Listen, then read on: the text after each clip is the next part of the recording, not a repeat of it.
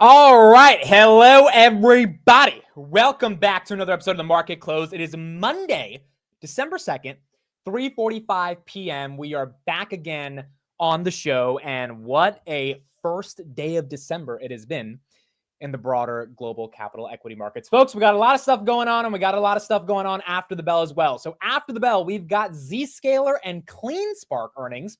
I knew we had Zscaler. I did not know we had CleanSpark today. So we will be discussing CleanSpark. I think they delayed their earnings last month for some reason. And so we're going to be getting CleanSpark after the bell, and we'll kind of see what they have to say along with Zscaler, which is a cybersecurity play. So we'll be talking about them. Tesla is the story of the day. Currently, right now, Tesla is in the 15 minutes left until we get into the close. 357. We did hit 360 on the day, and it was up almost 5%. Currently up 3.5% right now, but still an incredible day for Tesla. I have some updates on that. Want to talk about that. Go a little bit deeper into what's happening with the Tesla story. We had a longtime Tesla bear, Craig Irwin, go from 85 to 350 on his new price target. And there's a lot of people that are saying this is not what you see, when things are undervalued. This is kind of toppy behavior in terms of longtime bears becoming bulls. But then you also have Stifel raising their price target to $411 and their analysis on it. We're going to listen to and kind of see what they have to say. So we'll be talking about Tesla, trying to go into that as well. And then Robinhood, which is where I want to start off the show and get into it, because Robinhood was up today. It's kind of fizzling out. I think it's up like 1 or 2% right now, but it was up at one point, up 0.5%. It was at one point almost touching $39. Why was that happening? Well, we got some upgrades on Hoodie. We got some upgrades, and so we're going to talk about those upgrades and get a little deeper into kind of what's happening there and how that's playing out. All right, thank you everybody for being here. And then I want to listen to some bear cases as well. We also have some bearish analysts kind of coming out and saying, hey, they're a little afraid of valuations right now. So I want to look at those perspectives and go deeper into that on today's show. Joy, Justin, Gene, June, Bay Ray, Andy, what's up? Cameron, Peter, Andres, Midwest, Baskar. Thank you everybody for being here today. It's time to get started on the market close. Mark says, I'll listen to your market news while I squat. I love it. Whatever you got to do to get some market analysis, working on your glutes. That is good to me. All right, so let's get started with Hood before we get into Tesla. Real quick segment on Hood, nothing too crazy, but we do have 2 price target upgrades on Robinhood currently right now. So we got upgraded from Piper Sandler from 36 to 42, and I found out about this after the market close. I'm assuming it was announced in the morning, and that's why the stock started going up a little bit higher. But here's what Piper Sandler had to say. To summarize, essentially they said, hey, on this investor day, we think they're going to introduce a lot of initiatives over the next 10 years that are going to be very exciting for the company. We think they're going to have a strategic vision for building out an advisory offering. We think they're going to be updates on the product roadmap for gold customers, credit cards, ARPU, assets under custody, all that good stuff in regards to what we're going to see in Robinhood's kind of 10-year plan. Piper believes a combination of new products, greater retail participation in financial markets encouraged by a more relaxed regulatory environment and lower rates, and the impending transfer of wealth from baby boomers to the younger generations are just a few of the things that will continue driving strong trending volumes and assets under custody growth for Robinhood. Now, one other piece of news on Robinhood that's interesting, that's not directly tied to Robinhood, but is indirectly tied to the brokerage space. Public, the startup, some of you guys may know, some of you guys may not know, they just raised $135 million. I don't know the valuation, but they're a competing product with Robinhood. They're like competing for Gen Z, millennial brokerage accounts. And they just raised another $130 million, $100 million in equity financing and $30 million in debt. So the fact that they're able to raise that much money also signals to me that retail participation is getting pretty high. Robinhood is number 65 on the App Store in the United States. By the way, Coinbase is number 20. So crypto is really coming back, and you're starting to see a lot of momentum in the retail brokerage space. Another thing that happened today, I found this out like an hour ago, Goldman Sachs raised the price target on Robinhood from 25 to 40. So now you got Goldman at 40, you got Piper Sandler at 42, you got Morgan Stanley at 55, you got Bernstein at 51, you got Needham at 40, you got JMP at 40. Pretty much all of the big firms are saying, yeah, we think the story is happening. We think it's real. And we don't think it's going away anytime soon. So as a result of that, you're seeing Robinhood get some of that momentum. Again, stocks kind of just not really moving too much. It was up a little bit in the morning, but kind of settling down at that $36, $37 range currently right now. A close above 38 will be very bullish because that's the IPO price. We haven't done that yet. But the day we do that, then that's going to be important. The toot ownership on Hood, I believe, is 83%, if I'm not wrong. Let me check that out. Currently, 83%. Yeah. 83% on Robinhood. So this really hasn't been a retail name. I mean, this was not one of those things where retail investors control it. Like the institutions have always known that Robinhood could be a really big company. It's just it needed catalyst and momentum to make that happen. And now 640 million shares are long by the institutions, or about $14 billion of the 33 billion in market cap. Now, one final thing on Hood. I gave you guys some bullish pieces of news. Well, our boy Jason Paper Gains flat out called out Vlad and said Robinhood's legend is a piece of shit. So he said, look, I love your stock, but my God, this app is useless. Literally the same views, just in a different layout. Yes, some upgraded charts, but real active traders don't need your charts. We have our own. If you want to win the active traders Robinhood, I'd love to work with you, but this is just not going to cut it. And Mr. Vlad himself responded. I don't care that Jason's calling out Robinhood, because like if you don't like the product, you have the right to call them out. I like that Vlad's responding. There's been a lot of great bullish sentiment today on Robinhood because they introduced tax lots. They're getting upgraded. Everyone's excited about them. And then you got Jason coming out and saying, actually, this legend shit is not going to cut it. It sucks. And who does Vlad respond to? Vlad responds to the negative comment. So again, this is just what you like to see in a founder. I don't care that the Legend app is not that good yet. I know it's in beta stages. I know they're working on making it better. They have a long runway to go to get people like Jason onto the platform. I like that Vlad's actually responding to that criticism publicly because, he wants all the heat. He wants all the fire to be able to make things better. So overall, really good updates in the context of Robinhood. Nice price target upgrades. We got tax lot features that came out this morning as well. So it's not officially rolled out yet. Probably will be rolled out in the next couple of weeks, but nice to see what we're getting in the context of Robinhood and Vlad. Let's go to Tesla. Jason was ruthless though. Jason said, this is useless. Jason didn't give a fuck. Jason was ruthless. We'll have to tease him about that tomorrow on Technical Tuesday. All right. So Craig Irwin upgraded Tesla 85 to 350, more than a 300% increase in his price target. We listened to him early morning on the show. And what did he say? He said, Trump is bullish. Autonomy is bullish. And it's kind of funny. I didn't even know someone posted that, but it's kind of funny because looking for Farzad's comment. This is what I said based on the comments that I saw. So there's two schools of thoughts. Bears are turning into bulls. That's a top. That's what some people are saying. And then two, some people are saying Tesla is becoming undeniable with their catalyst and momentum, and bears have no option but to become bullish. So I'm missing Farzad's comment. He commented under one of these posts. But basically, Farzad said, these analysts aren't real analysts. And I kind of agree with that perspective, because to increase your price target by over 300%, on a concept that has been talked about for over 5 years, which is FSD, autonomy. And for that to be the reason you're like increasing the price target, to me, it was pretty laughable, right? I mean, that's just like that. When the stock pumps to 350 and you have a price target at 85, like if the stock was 200, if the stock was 1, even if the stock was 300 and he upgraded, like at least you have some upside. He's admitting zero upside in his price target because the stock's already there. So it's kind of a very uncontroversial kind of call that he's making on the stock, because there's no alpha to be had in that call on the price target, because we're already there. And his argument essentially is the same thing that Tesla bulls on YouTube have been saying for the past 5 years, which is FSD. And it doesn't mean that FSD was ready 5 years ago for prime time, like it seems like it is now with FSD 13.2 rolling out. But it does mean, as an analyst, your job is to analyze. And for the past 5 years, what the hell have you been analyzing? If now your argument is, well, FSD is ready to go. It's like, well, all your clients missed out on buying Tesla if they listened to you, because for the past 5 years, you said it wasn't ready to go. So from that perspective, it was kind of hilarious seeing that Stifel did raise their price target to 411. But as a result of these price targets coming in, you got Tesla right here up another 3.4% on the day at 357. So my question to everyone here in the chat, and I think we'll do a poll on this as well. We are doing CleanSpark earnings and Zscaler in about 6 minutes. We're going to look at their earnings. I think CleanSpark is at 4 p.m. I know Zscaler is. CleanSpark might be at like 4:15. The question to everyone here is this a top for Tesla based on these bears becoming super bullish, or is Tesla's momentum just undeniable? That is my question. Bears going bullish is a top. Bulls are winning. Which one would you pick?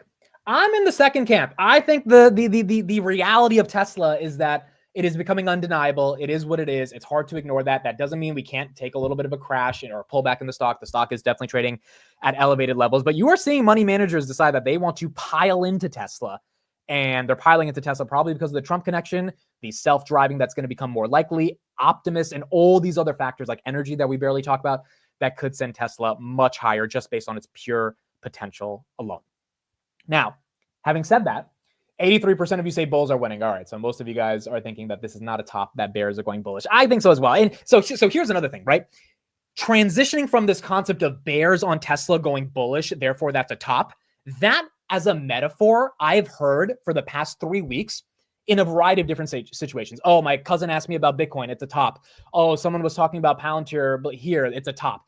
And the more I hear all of these people say it's a top, it's a top, it's a top, because of these external things happening in their life that make them think that everyone's getting interested in stocks, therefore we have to run out, the more I feel that it's not a top. Why do I feel like it's not a top? Well, take a look at this. We did not go over money market funds on Thursday because it was Thanksgiving, and then I forgot about it on Friday, and none of you guys reminded me on Friday, so it's also your fault. Money market funds increased. They increased by 26 billion on Thanksgiving, or the week of Thanksgiving. Like what, bro? Last week was 2 weeks ago was the first week of decreases of about 22 billion that we saw from the 6.67 trillion that were on the sidelines. That money came right back into the sidelines with $4 billion extra at 26 billion. And now we're at an all-time high of 6.68 trillion on the sidelines. I don't get it. I don't get it, because markets are hitting an all-time high, even though money is hitting the sideline. And obviously there's probably some technical reasons, maybe different corporations are piling money. Like there's a lot of different ways that this number could go up. It's not a one-to-one proportionate allocation with like stock market goes up, money market funds go down. However, everyone who's calling a top to me, you've got tons of money that's going into money market funds while the markets are still doing well. And I think this was Tom Lee's point of this morning, saying, look, everyone is really quick to say things are stretched, valuations are up there, yada, yada, yada. Tesla bulls are becoming bearish, or Tesla bears are becoming bullish. But then you've got money that is still conservative to the tune of almost 7 trillion. And when you have that much money that's conservative, I don't know. It does feel like it's a little bit more scared money than bullish money that's chasing some of the momentum that we're seeing right now. On top of that, we got another piece of macro news right here, 3 minutes until the market closes. Fed's Christopher Waller, one of the Fed presidents, said, I am leaning towards a December rate cut, absent a data surprise, and I will consider holding rates in December if the data surprises. So kind of a non-statement, but we did get a comment by him explicitly saying, hey, if data's good, we're going to get a rate cut. As soon as he said that, take a look at the probabilities for December. We have not been this high since, I think 3 weeks ago when we were at 80-20. We're at 76-23. It's not bad. Not bad, right? Not bad. I mean, after Waller said that, the market was like, okay, so this guy says as long as the data is good, we're going to get a rate cut. There were some fears in the market that, hey, maybe the data is going to be good, but the Fed is still not going to cut. Now those fears seem to have gone away. The question is, how bad will the data be to surprise to the downside if we don't get that cut? Also, Waller said this. He says, I feel like an MMA fighter who keeps getting inflation in a chokehold, waiting for it to tap out, yet it keeps slipping out of my grasp at the last minute. But let me assure you that submission is inevitable. Inflation isn't getting out of the octagon. So you got Waller, who's pretty damn bullish that we're going to get inflation down. He wants to get inflation down. The question is just going to be, will that end up happening in this month's CPI and PPI? And if it does happen, at least to an extent, at least goes lower than expected or stays in line with expectations, I think we're getting another rate cut.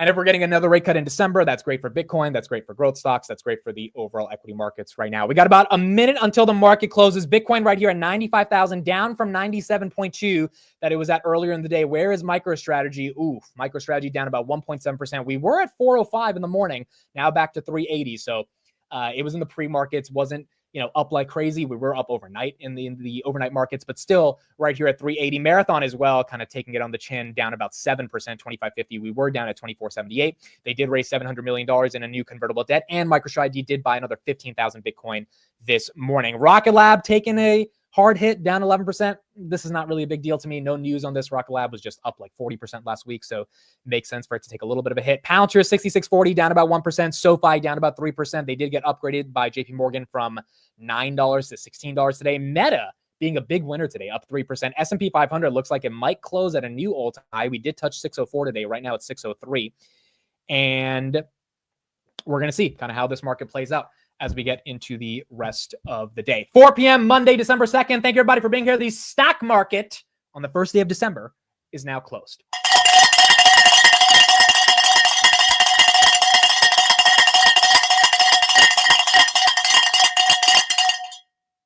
All right, markets are closed. Tesla closes up 3.46%, 357. Tesla is, not too far away from that all-time high of around 414. If you adjust for inflation, I think people are comparing it closer to 497. And some of the dilution. So maybe 497 is like the actual true all-time high, but 414 on a technical level is what we're looking for. And a lot of people are saying, hey, with the recent momentum, maybe that ends up happening for Tesla. Robinhood right here, 37.62, up about 21 bips on the day. Marathon down 7%. MicroStrategy down about 2%. Nubank down 4%. Got a little recovery. They were down 7% on a Citibank downgrade. Now they ended the day down 4%. Rocket Lab ends the day down 11.46%. JP Morgan was down 1.36%. SoFi was down 3%. Palantir was down about 1%. HIMS was down 4%. Grab actually had a great day. Grab, I bought some more Grab today, 3.6% up on the day, 518 on the close. Carnival Cruise was up about 2%. Amazon was up 1.3%. Elf was up about 0.85%. Also, the big winner of the day, SMCI, was up 30%. I have some new details about SMCI we'll talk about in a second. So if you got the SMCI dip at 17.18 and you took the risk, then congrats. You are up more than 100% from the lows and up 30% currently on the day. All right, so earnings for today. We have CleanSpark and Zscaler. CleanSpark and Zscaler. These are the ones that we're looking at. CleanSpark, I don't know exactly when they have earnings. If anyone knows, let me put it in the chat. Let me see if the time lines up. But Zscaler, I think, should be pretty soon. So CleanSpark and Zscaler are the ones we're looking at today. Let me just see if I can pull these up right here. Zscaler, I think we're going to get pretty quickly. And Zscaler, I think, will do well. CrowdStrike did well. Palo Alto did well. Zscaler stock year to date. Let me know if anyone owns that one as well. Oh, wow, it's down 1.82%. Okay, so this one is not like Palo Alto or CrowdStrike that was kind of priced for perfection. This one, if they actually surprise to the upside, they might get a decent move. And then we got CleanSpark. Let's do the pump or dump poll on CleanSpark. I think some of you guys are in this one. So let's see what you guys have to say. CleanSpark, pump or dump. And maybe CleanSpark announces they're going to be a Bitcoin treasury. I don't think that's going to happen, but if that does happen, I think this thing goes higher. But we're going to see kind of how that plays out. CleanSpark's at 4:30. Okay, so we have some time for CleanSpark. Sunday says, would you buy Grab Leaps? If so, which one? I like $10 January 2027. However, if you want to buy more time, you can wait until January, and then you will be able to get the Leaps for December 2027. So you'll have a good 3 years of waiting if you want to be a little bit more conservative. But I think $10 2027 is one of the Leaps that I like on Grab. Okay, CleanSpark. So we're going to wait 30 minutes for CleanSpark. We don't have to worry about that yet. Zscaler up a little bit after hours. Let's see if I can get closer to their numbers. And if not, we'll just wait for that one.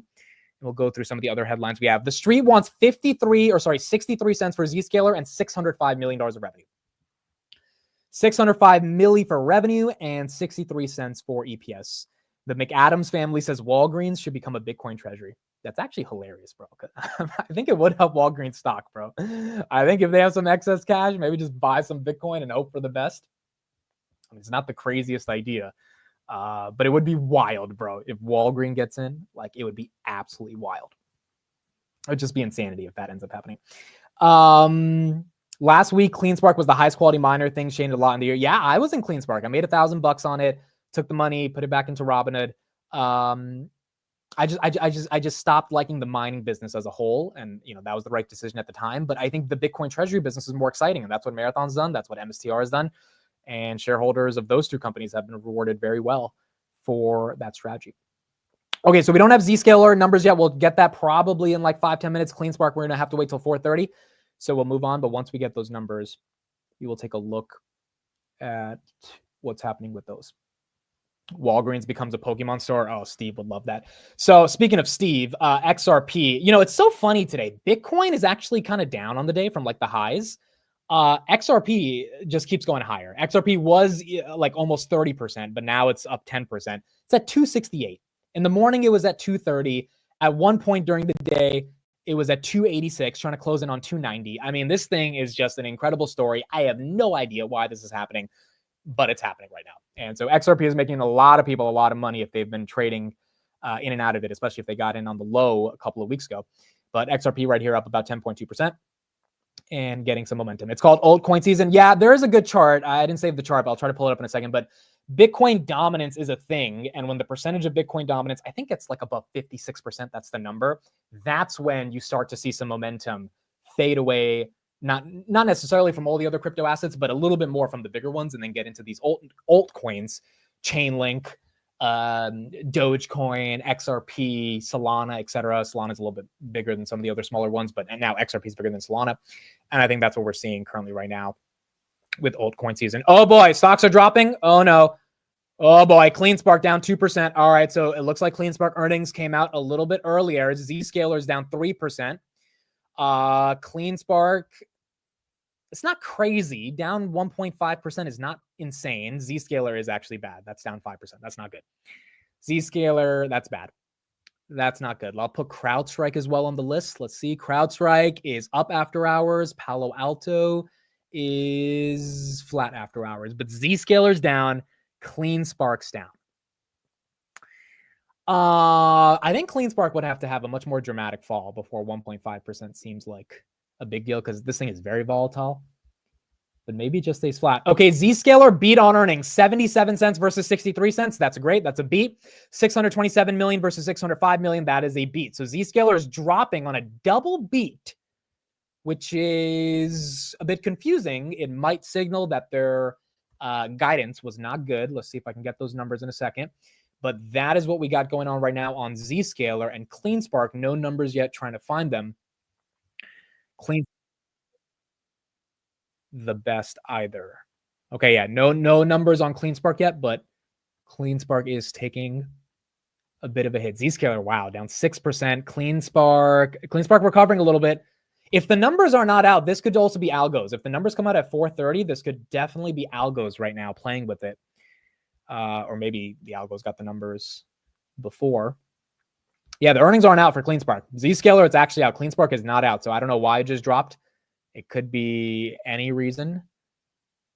Oh, did I get it? Oh, I got it. Dude, I just clicked on the most random link on X. I don't even know. This looks like it's from 1995 or something, but here we go. CleanSpark reports record-breaking full year 2024 results, outpacing halving and difficulty. Revenue grows 125% year over year. Current hash rate surpasses 33.5 exahash on a track for 37 exahash over the next year. Okay, so here's what the CEO said. Our performance this year reflects a sustained growth trajectory, solidifying our position as one of the top Bitcoin miners in the world as we move into an anticipated new bull market.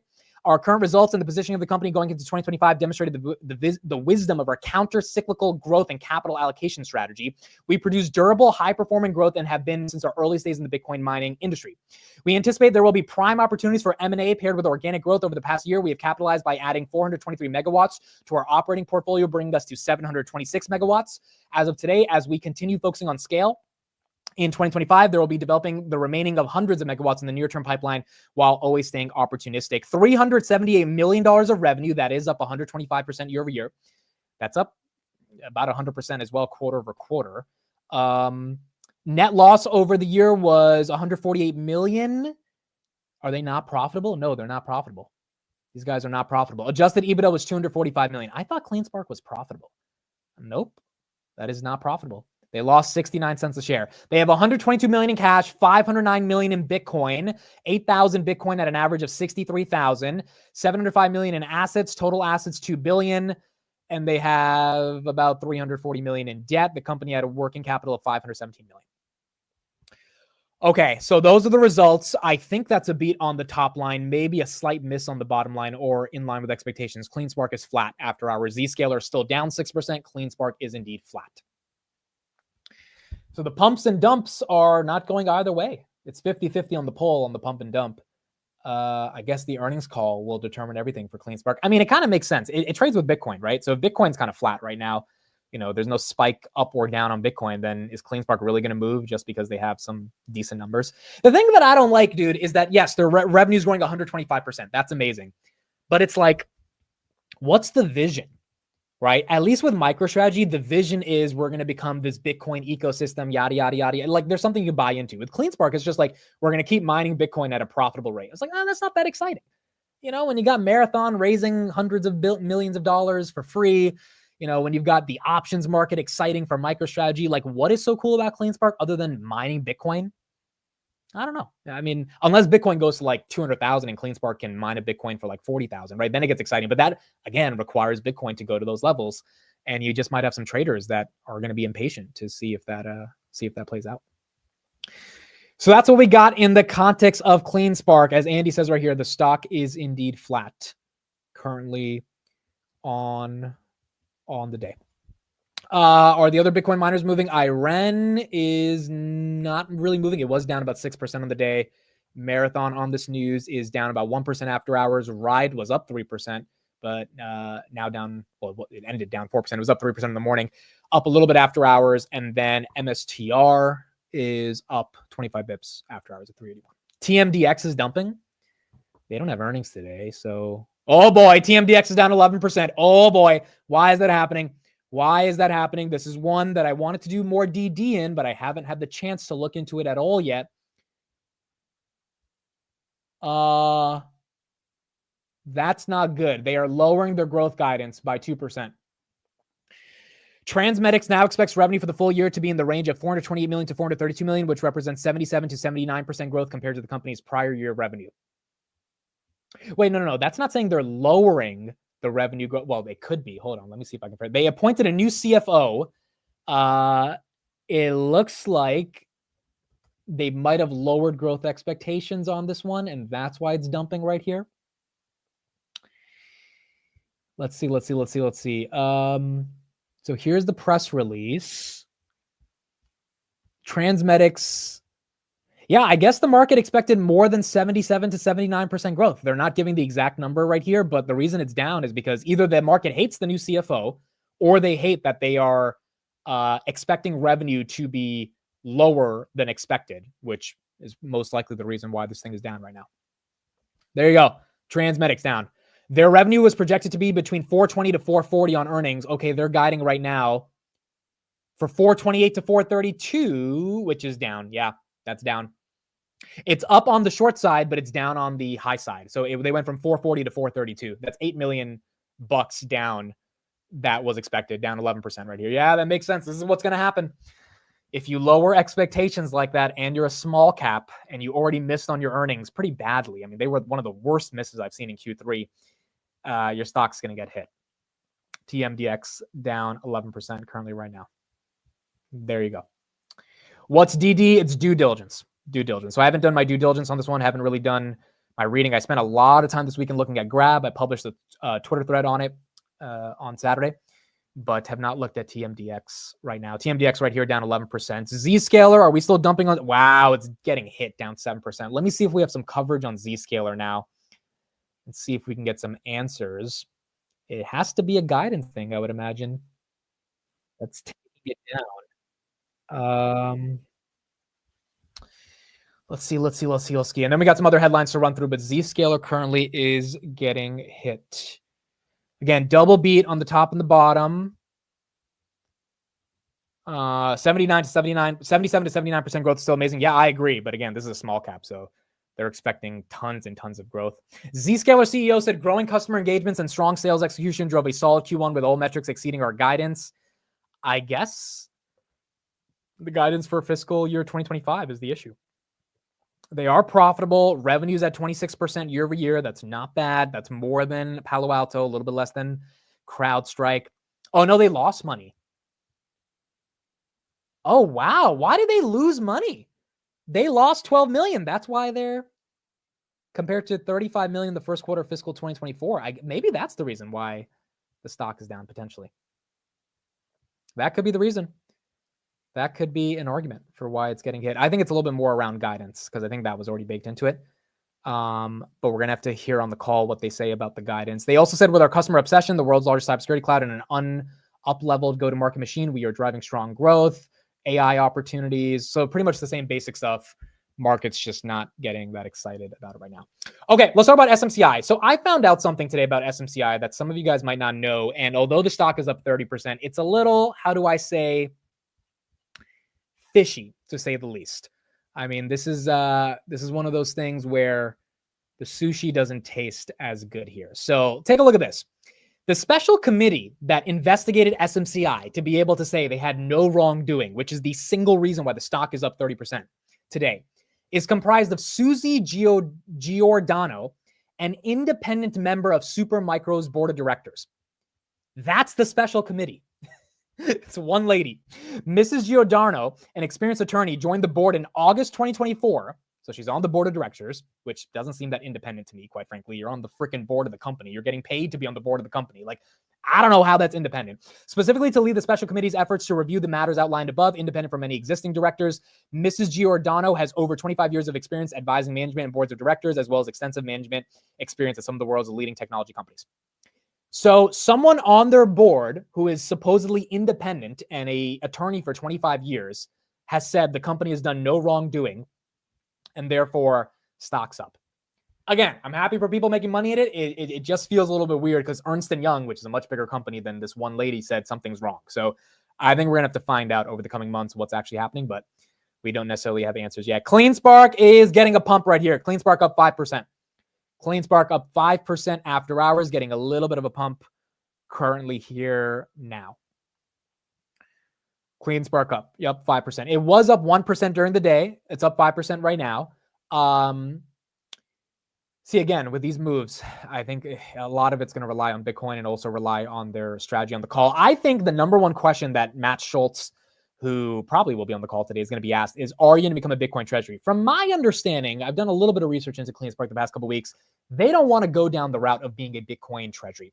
Now, the problem with CleanSpark not becoming a Bitcoin treasury, and we talked about it this morning, is that if I'm long MicroStrategy convertible notes or Marathon convertible notes, I need a hedge. And I don't want to short Marathon or MicroStrategy because I want to be profitable on my convertible note if MicroStrategy and Marathon keep doing well. So I need to short something else. Well, what do I short? Riot, CleanSpark, Hut 8 mining. There's so many different things you can start shorting in the Bitcoin mining space because those are not operating the same way that these Bitcoin treasuries are operating, even if they're miners like Marathon. So the problem with CleanSpark is there's still a massive short interest because the hedge funds are coming in and going short CleanSpark to get the exposure they need in case Bitcoin falls from the convertible note that they're issuing to these Bitcoin treasury companies. And that's, I think, the biggest problem with CleanSpark kind of not being a Bitcoin treasury, but that's also something they can't really control per se. Where's SMCI after hours? SMCI is up another 0.5%. So basically 30% on the day for SMCI. That board lady giving all the good on SMCI is so deceiving. Is that legal? You know, I have no idea if it's legal. I imagine there's probably some legal loophole that gets it to be done. And to SMCI's credit, they did get an accounting firm to audit them after Ernst & Young left.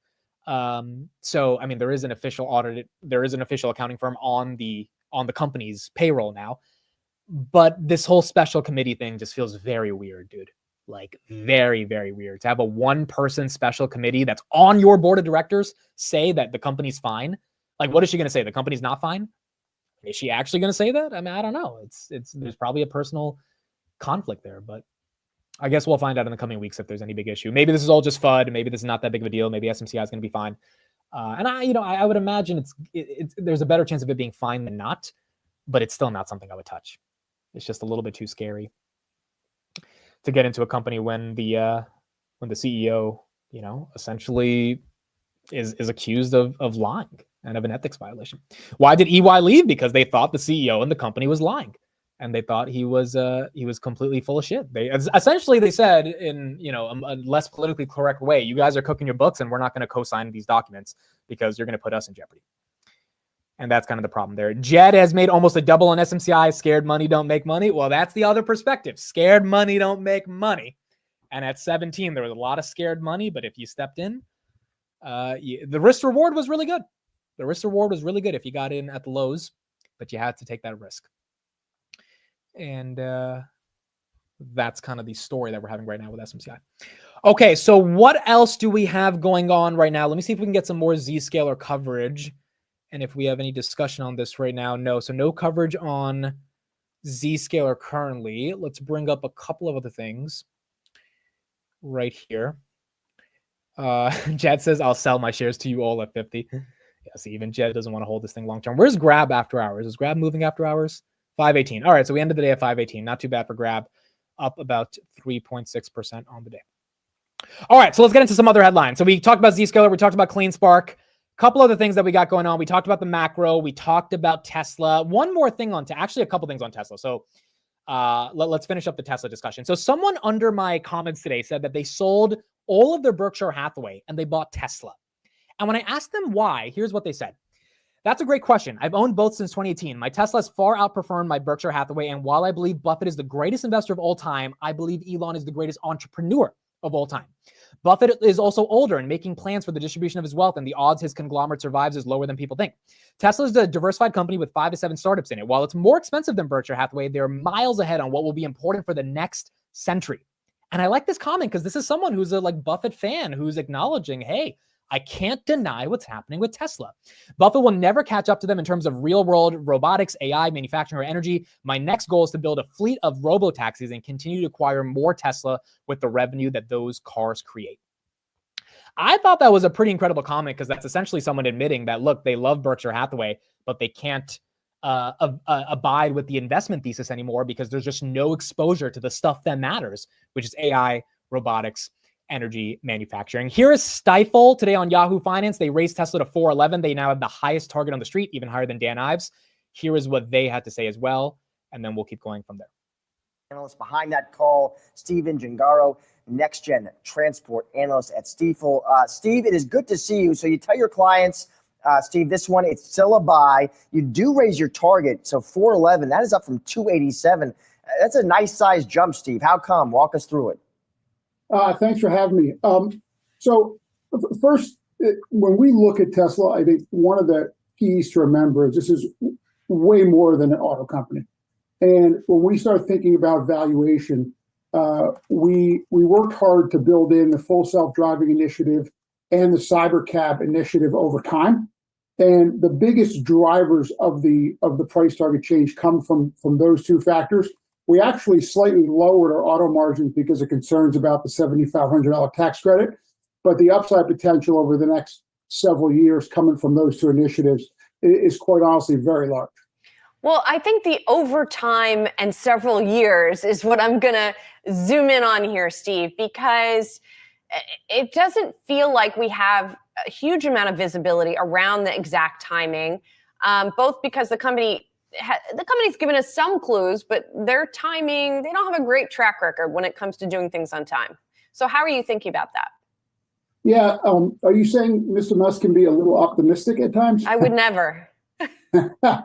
So when we look at it, and we've written this, we've said this multiple times, you have to believe in the medium to long-term vision to buy the stock. If you look at this, in the very short term, and obviously there's bears out there who think the stock's way overvalued. They're looking at what's the auto business worth in the near term and the obstacles behind these initiatives. And one of the comfort levels that increased for us was really around Elon Musk's involvement with the Trump administration and this expectation. All of these analysts are saying Trump is bullish, which is kind of wild, bro. Like literally all of them are upgrading the stock because they think Elon's got Trump in his back pocket and he's going to be able to get a deal done. That the path towards unsupervised full self-driving becomes a bit smoother. Now, is it going to happen over the next quarter or two? Probably not. I think the stock's going to trade off data points around progress on cybercab and full self-driving in the near term. But when we look at the long-term value in the name, and we're discounting pretty heavily back the expectations for those two businesses. And then we're basically looking at the midpoint of potential value, and we're taking 50% of that midpoint. So yes, we're clearly more optimistic and more confident than we were, but we're not baking in kind of the full upside of these two initiatives. I'm curious, Steve, you talk about sort of medium to longer term. In terms of more near term, let's call it the next 12 months, was part of your thesis here too also you're looking at the EV market, and are you just simply expecting Musk to kind of consolidate share there?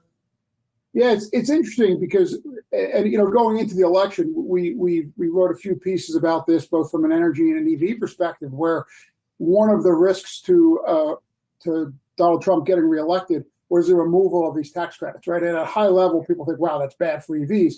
Well, it probably is. It probably does make them, it doesn't give you the kind of, obviously, the tax credit that lowers the price.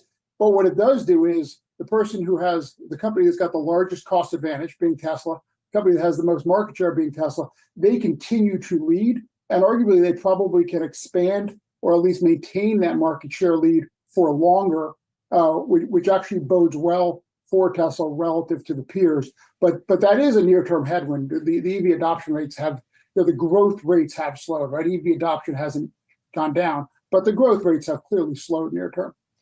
And what's so interesting about this, right? This is what's so interesting about the Tesla story. Tesla stock went to 138 on the bottom, I believe, in April.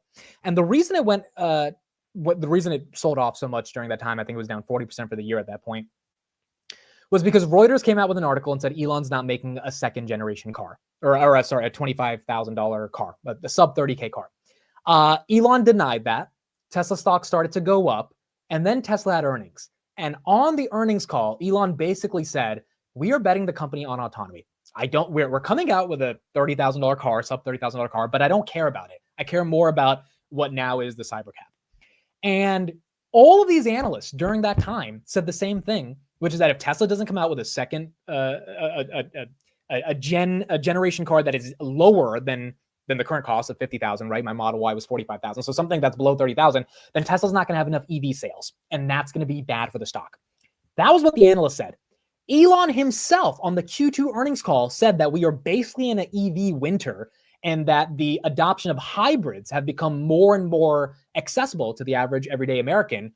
And therefore, we're not selling as many EVs. He also noted that in Europe, EV registrations were the lowest since March of 2023. So like you had all these like real headwinds in regards to Tesla actually allowing momentum in regards to the EV sort of super cycle of adoption, which was in 2019, 2020. And now it's kind of like, do people really want an EV?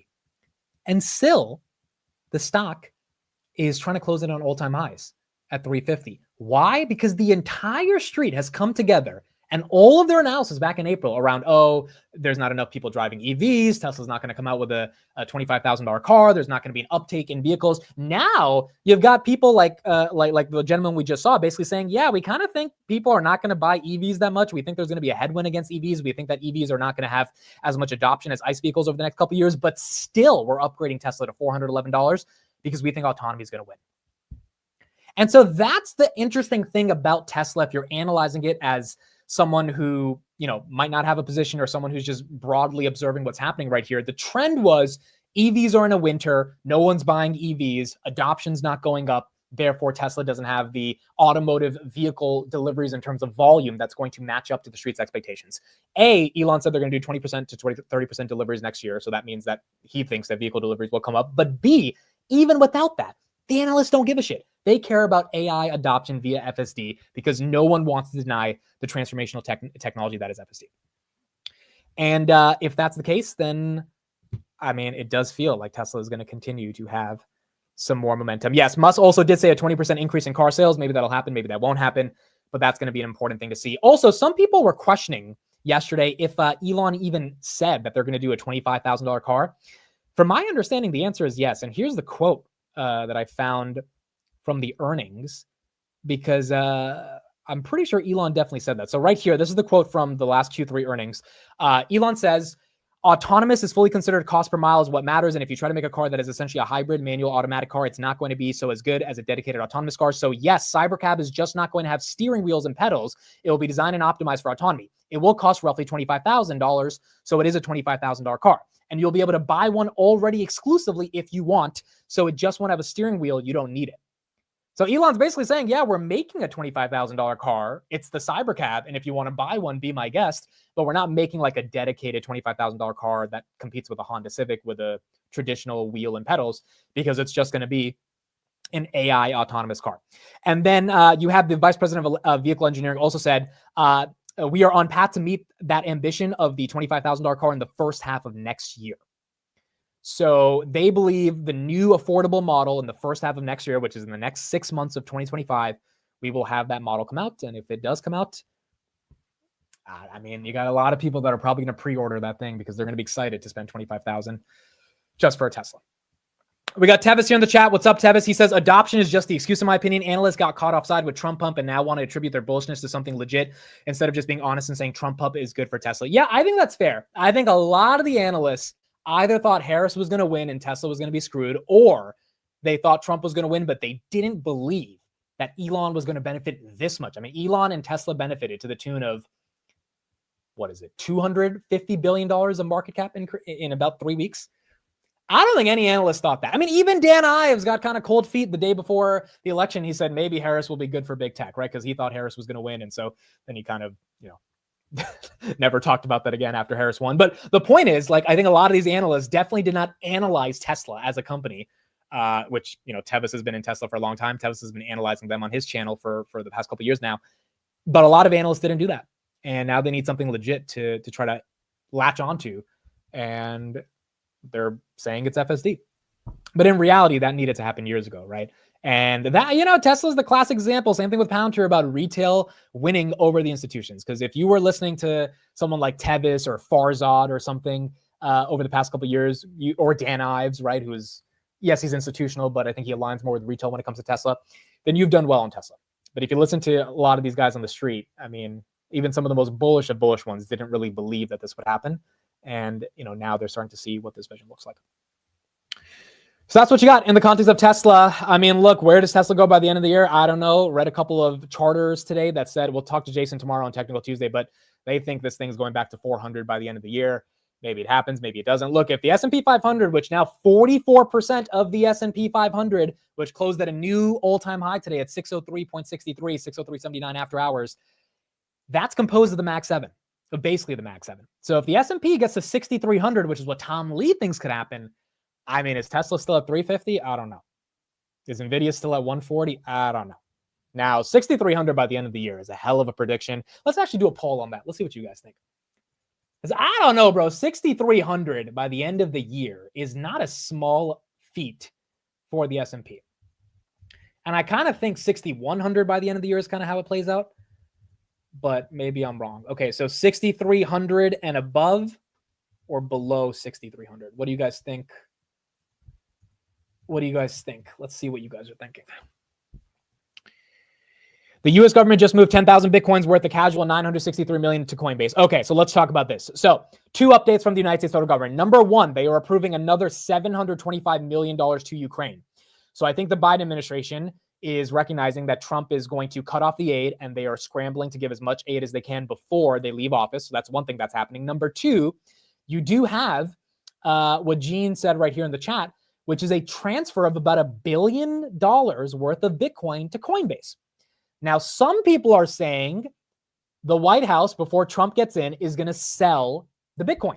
And they're transferring it onto Coinbase because they're going to make a sell and maybe use this money for whatever they want to do. Another rumor that's going on is they don't want Trump to get the credit of Bitcoin going higher, and they want him to buy it at a higher price. Therefore, they're selling the Bitcoin, and they're going to force Trump to buy it and mess up their average that they have on this thing. I don't even know what average they have on this thing, but I think they have it at like a sub 20,000 per coin. I could be wrong on that, but they're going to be forcing Trump to buy it from the beginning at 100,000. Now, again, that's a rumor. That's not saying that's going to happen, but you got some people saying that this is why they're transitioning the Bitcoin to a new address. And then the other bullish argument is they're getting ready to set up a Bitcoin reserve, which means if they are transitioning it to a new address, they're trying to get everything situated. And so there's either the bearish assumption that they're getting ready to sell it, or the bullish assumption that they're getting ready to set up a broader strategic reserve. And this is actually the Trump administration getting this done, not the Biden administration. Might happen, might not happen. We're going to see what ends up playing out. But that is one of the things that's happening right now. What is the source? So the source for the data, the picture that I'm showing, is Arkham Intelligence. This is actually a really good website for those that don't know about it. In fact, let me do a little demo right here with Arkham. They track everything in the crypto world. Everything. So for example, if I wanted to know how much crypto is on Robinhood, I can literally type in Robinhood. Robinhood has $21 billion of crypto assets on their platform. They have 144,000 Bitcoin, 1.49 million Ethereum, 48 trillion Shiba Inu. I might own like 38,000 of those 48 trillion, which is like $1 of Shiba Inu. They have 13 million Link, 6 million Avex. They have Pepe. They have 1.7 million WIF coins on their platform. I didn't even know that. A bunch of these new coins, right? So this keeps track of the United States public blockchain address, because the beautiful thing about it being decentralized is all of it is public. And you can kind of tell. Let's do Coinbase. Let's see how much. We'll also do Tesla right here. Coinbase has 120 billion. It's a free site. Yeah, it's a free site. 120 billion of crypto on their platform. They have 946,000 Bitcoin. Makes sense. A lot of the ETFs go through Coinbase's institutional product as well. They have 6 million ETH, 77 million Chainlink, and then a ton of these other coins. And then let's do Tesla, which now has over $1 billion of Bitcoin. Tesla has 1.098 billion of Bitcoin, 11,500 Bitcoin currently on their balance sheet as well. So that's what you got in the content. Oh, let's do MicroStrategy. Do they have MicroStrategy? We know exactly how much they have, but MicroStrategy, yeah, there you. Oh no, this is not updated. They didn't update MicroStrategy. MicroStrategy is well over 76,000. MicroStrategy is 400,000 as of this morning. Arkham Intelligence. This is the website, Arkham Intelligence. Let me put it for you guys. It's a really good website, and it's all free, and it gives you all the information on crypto. And that's the beautiful thing about crypto is a lot of it is decentralized. So a lot of this information is all free, and you got a thriving crypto ecosystem that can put all this stuff together. So that's the website right there. Cactus Jack says July 1st, the U.S. Marshals put out a statement that they would be transferring to Coinbase for custody. It's a plan ahead of time. Okay, so then it's probably just a transfer of custody, most likely not buying or selling more Bitcoin currently here right now. Okay, cool. So that's some of the headlines we had in the context of Bitcoin. S&P 500 up a little bit after hours. Tesla's flat. Bitcoin 95,000. Grab is at 519 after hours. SMCI up another 0.5%. TMDX nasty 10% fall. That one's getting hit. Look, I mean, I'm thinking of this one. I'm doing more DD on it. So if we could get it, really cheap, I would like it. But got to look through some due diligence and see if there's anything exciting there. MicroStrategy is up a little bit after hours. Marathon's down 1%. Where is Zscaler? They are still down 6%. And CleanSpark lost all of its gains after hours and is now up 0.5%. It is now up 0.5%. Doug says you can look at all up for yourself directly on the blockchain. You don't have to use a third-party website. Put in the chat if you've actually used a blockchain to look at data from how people are buying and selling. I think I did it once a couple of years ago, and I'd rather use Arkham Intelligence. I'd rather use these third-party providers because it's so much easier to kind of just see the information. But yeah, I think I did it years ago, but I don't physically go to the blockchains and check stuff out. Never. Yeah, I would imagine a lot of people. Doug is an OG in crypto, so he's probably all up in the blockchains, but I think what's a blockchain? No, that's a fact, bro. What is a blockchain? Seriously, who can actually explain a blockchain? Legitimately explain it. Because I'm not about to sound like a dumbass trying to explain it. Because that's probably what I would sound like. I feel like conceptually I know what a blockchain is, but realistically, could I sound smart explaining a blockchain? No, probably not. I'm gonna sound dumb. But it is what it is. It is what it is. It's just it's one of those things where something is harder to explain than not. Okay, let's look at a little bit more of a bearish perspective. So this is Cheryl Young from Rockefeller. She is not really bearish, a little bit more scared we're seeing right now. And she thinks valuations are getting a little bit more stretched. So let's listen to her perspective. And then we will go from there with some of the other headlines that we are seeing currently right now. Okay, here we go. Let's pull this up right here. Brandon says, I don't know what a blockchain is, but I invest in it. Yeah, I think me, you, and pretty much everybody else. Let's take us to our talk of the tape. Why stocks are still not especially. Office with me here at Post 9, a member of the Barron's Hall of Fame, put there in 2023. Welcome back. Thank you, Scott. You feel pretty good about the markets where we are? Not especially, actually. No? No. Well, you hesitated there. I thought it was maybe a rhetorical question, but you say no. Why? Well, I'd like to think I'm a good luck charm. The last 2 times I've been on your session, the markets have hit their all-time peaks. So all right. Well, we did again today. Looking good again today.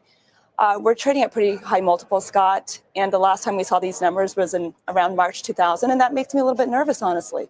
Okay. Goalposts have moved, some say, though, with the results of the election.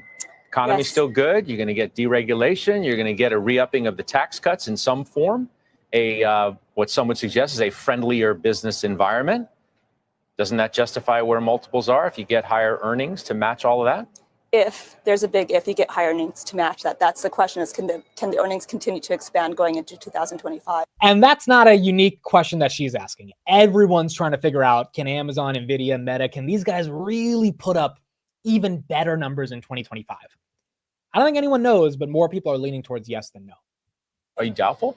I think you have to be careful, because if we look at when Trump took, the presidency last time, 2017, The P ratio on the S&P was trading about 18.5. We're trading over 25 right now as we speak, forward looking next year 22 and change. And, so I would argue that we're about 44, 45% higher than when he took office last time. So it's not the same market. So what does that mean? I mean, what do I want to do then as a result?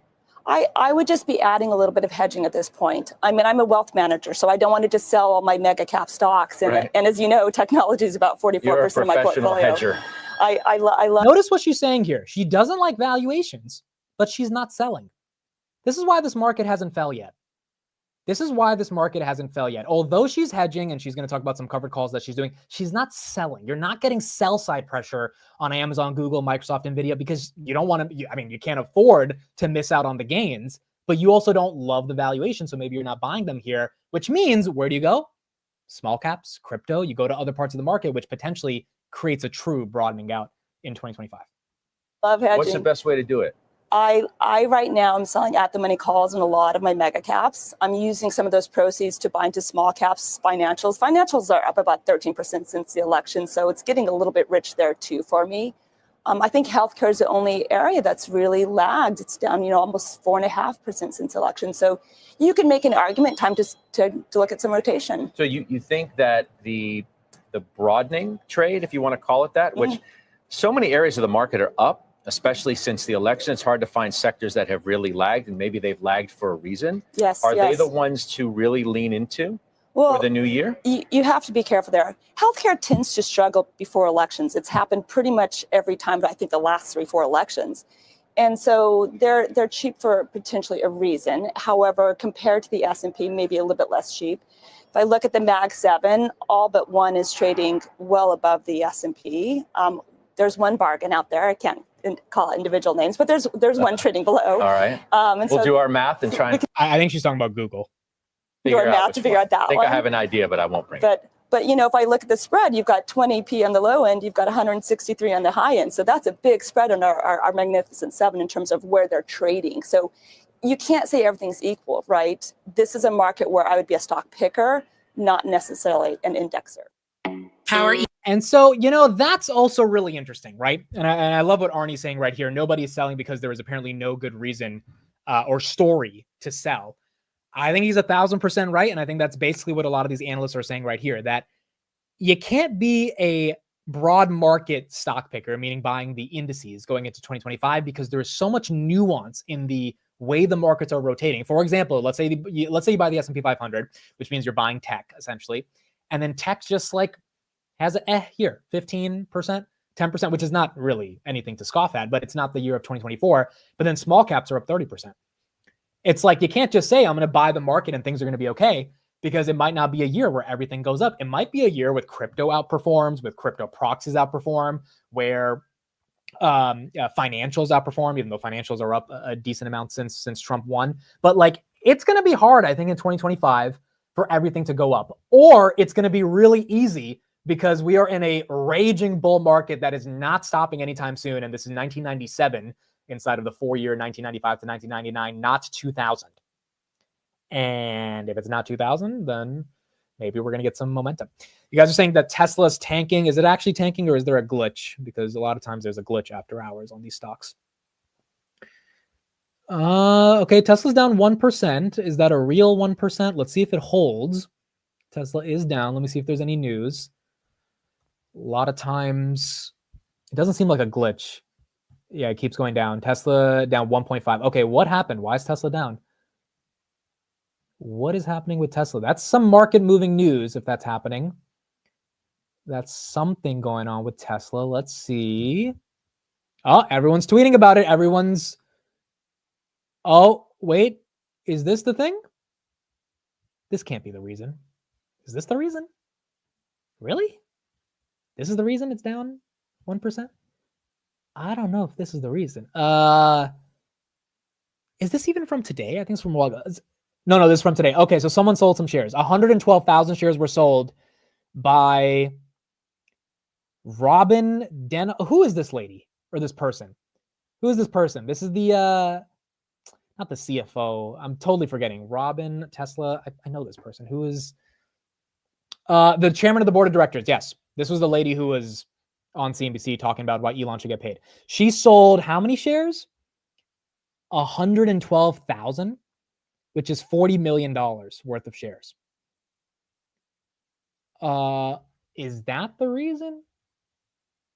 I don't know, bro. That is a lot of shares. I'm not gonna lie. 40 million bucks is a decent amount of shares that she's selling. But I don't know if that's enough to move this thing down. It is down 1%. It is real, not a glitch. Tesla is down 1%. I don't know if that matters that much.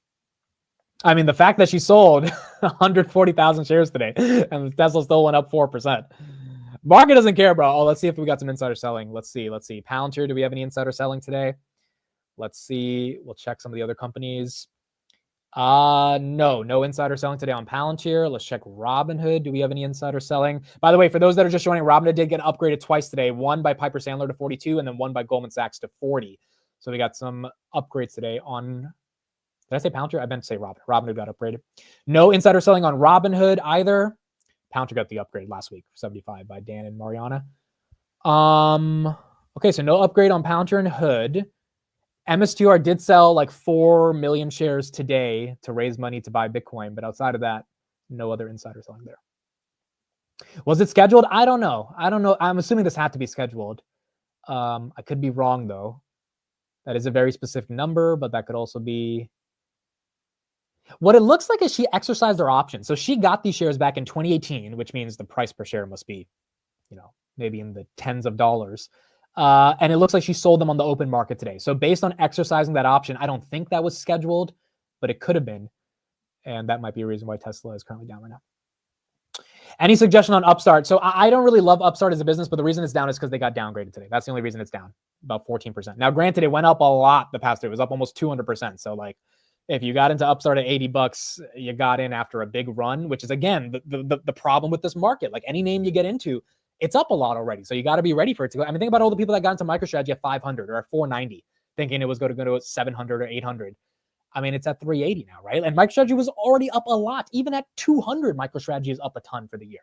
So at 500 or whatever it was also up a ton. And it's just one of those side effects of buying stocks that are up high. But Upstart got downgraded. You just kind of got to deal with the downgrade. And if you like it, I mean, down 15%, you DCA. But if you don't like it, then maybe you cut your losses here. But that's another thing in terms of cutting your losses. As Harpreet says right here, why would you increase your taxes? So you had Arnie who basically said, hey, hedge fund managers and money managers, they don't have a story that is meaningful enough to sell. That's what we heard from the lady on CNBC right now, that like, yeah, I think things are expensive, but I don't want to sell. And then you've got this argument of like, hey, why would you sell in December to increase your taxes? I mean, that's a big deal. Like that is a big deal. If you have massive gains this year, instead of paying them in April, at least in the United States, you could pay them in April in 2026. You could wait 15 months to pay those taxes if you wait another 30 days. Now, granted, if the market collapses in 30 days, that's going to be very, very sad. And I mean, I don't know if that's going to happen. I wouldn't think that's going to happen like crazy, but that is the risk you take. But nonetheless, it's a risk that hopefully saves a ton of money going into tax season for 2025. And so I think a lot of people are thinking about that as well. CleanSpark, we already got the results. They beat on the top and the bottom line. Stock currently is kind of flat after hours. Nothing too crazy with CLSK. But they did beat on the top and bottom line. They're up about 1% currently after hours. You sell in December because you think everyone else is waiting for January. That's fair. That's an argument. And you got some people that are going to swallow the tax bill and say, you know what, we're just going to pay the taxes and we're going to at least secure the profits. Delaware judge ruled against Elon. Okay, so this is the actual headline. So let me pull that up. So the insider selling was not that big of a deal. Elon Musk record pay package rejected by Delaware judge. Oh, shit. Oh, that's actually big news. We all kind of knew this was going to happen, though, right? We all knew, like, that judge was not going to allow this. So hold on. What's the plan now? Do they have to do another shareholder vote? Do they have to do another one? Like what? Let me see if there's any coverage on this. This is weird, bro. How do you navigate this now if you're Tesla? Oh, GM is also selling a stake in their Michigan plant. That's another piece of headline that's coming out right now. Let me see if we have any Tesla coverage. No Tesla coverage yet. I'm going to try to get some details on this, but that is so annoying, bro. Like the shareholders legit voted for this, right? Like how can, I mean, I don't know. I mean, the first time this happened, it was also kind of crazy. So it makes sense it's happening again. But yeah, this looks legit. This is happening via Delaware. Yep. Judge orders Tesla to pay $345 million in fees to plaintiffs' attorneys, rejects $5.6 billion request. Goodness gracious, bro. Let me see if Sawyer also has the news on this. So Sawyer hasn't posted it yet. He's one of the best Tesla sources. Oh, General Motors is planning to sell its stake in a $2.6 billion EV battery cell plant in Michigan. So it's not just the plant in Michigan, it's an EV battery cell plant in Michigan. Again, showing that a lot of these companies are giving up outside of Tesla when it comes to EVs. I think it's definitely legit, this Tesla Delaware pay package. I'm pretty sure it's legit. Yeah, Gary Black just tweeted as well. Chancellor McCormick has again rejected Elon Musk's 2018 comp plan despite overwhelming 2024 shareholder vote supporting the plan. Oh boy. Oh boy, oh boy, oh boy. This is not good, bro. I'm just confused what's going to happen to Tesla now. Like, do they have to do another shareholder vote? Does Elon have to say, okay, I'm not going to take 58 billion. I'm going to take like 47 billion or something? Like, at what point? Because they got to get through this judge, right? They can't go to a different judge based on the Delaware laws. So if you don't go through this judge, which apparently, in my opinion, has a little bit of a antagonistic relationship with Elon Musk, how do you get the job done? How do you get it approved? Is that a risk that Elon quits? No, I don't think so. I don't think Elon quits because of this, but I think they're going to have to find a new way to get this compensation passed. But see, Tesla's not tanking on this because I kind of think, again, it's down 1%, which is nothing. I think the market knew that this was going to happen. I mean, Tesla would not have gone to 52-week highs if they absolutely knew for a fact that the pay package was going to be rejected and that would have a negative impact on the stock. Like, it's negative, but the market would not let it get this high if they knew this would happen because they would always think of this as a headwind. It is a headwind, but it might not be like the worst headwind in the world for Tesla, especially because you got a lot of people ready to buy the dip on Tesla as well. Let Trump handle it in February. Can Trump make a call? Does Trump even have the authority to do that? Is Trump allowed to, like, I mean, look, the fact that the president can pardon anyone he wants and just like wipe their record clean is kind of wild to me. I think there is a purpose for that existing, and it's a good thing that exists, but it is wild, right? That like you could just say, hey, boom, get his ass out of jail. And so you would imagine that Trump could maybe make some phone calls and get this Delaware judge to chill out. Now, granted, there is a system of checks and balances, and I would imagine you probably can't do that, but maybe there is a way for that to happen. State versus federal. Yeah, that's another reason that Tesla's been screwed on this, because it's a Delaware issue, not a federal issue. Pardons only for federal crimes. Yeah, that's fair as well. That's fair as well. But it seems like they're going to have to draw up a new pay package. I agree. I think that's the way they play this out. Well, there you go. That's the Tesla dip. It's already recovering right here. It's already got a green candle right here. Market doesn't care too much, but that initial reaction did take Tesla down about 1%. Let's get that coverage on the auto plant that apparently GM is selling off, or EV battery plant. So it looks like, again, GM admitting defeat when it comes to trying to compete with EVs. A little bit higher after the company announcing that it will be selling its half of a battery plant that is being built in Lansing, Michigan, just outside Lansing, Michigan.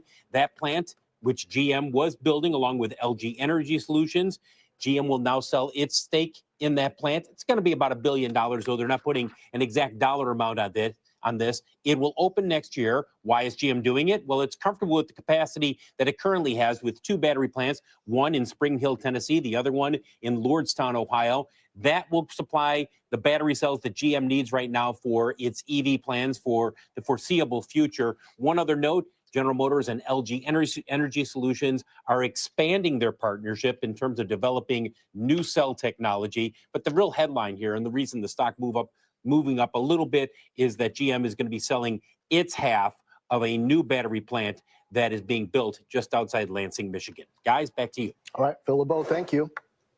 All right, that's what you got from GM. Bsov in the chat says, report, the Lamborghini Urus is sold out until 2026. I think we've officially hit the market top. This is the sign. Is everyone buying a Lambo, bro? Yo, does anyone in the chat have a Lambo? Does anyone in the chat actually have a Lambo or like a Rolls Royce or a Porsche or like a higher than 6-figure car? Does anyone actually have one? I'm curious. I know a bunch of you guys are going to say you have Lambos when you don't, but like, does anyone actually have one? Because that's kind of wild, bro. But I feel like Lambos are always sold out. That's not really the market. That's just like, they're always hard to get because like rich people always get them in advance, right? So I don't know if that's necessarily the case. Hot Wheels Lambo.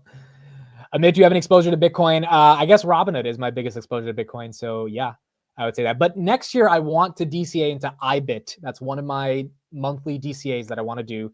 And I want to sell calls on Bitcoin because the IBIT premiums are great. And long term, if I have to collect more shares of IBIT, I'll just have more Bitcoin in the portfolio. And so that is the goal for next year. Just got mine from the Lego store. Dude, I took public transportation for most of my life. I took public transportation until I was damn near 21, bro. Because like I didn't get my driver's license at 16. I was kind of afraid of driving a couple years after that. And so I always took the train, the bus. In New Jersey, there's a really big public transportation system. So you can kind of get anywhere you want with public transportation. But the freedom of that first car, oh my God, dude. The freedom of being able to just drive. I feel like that's when you become like a real adult, when you have that. Like, it's incredible.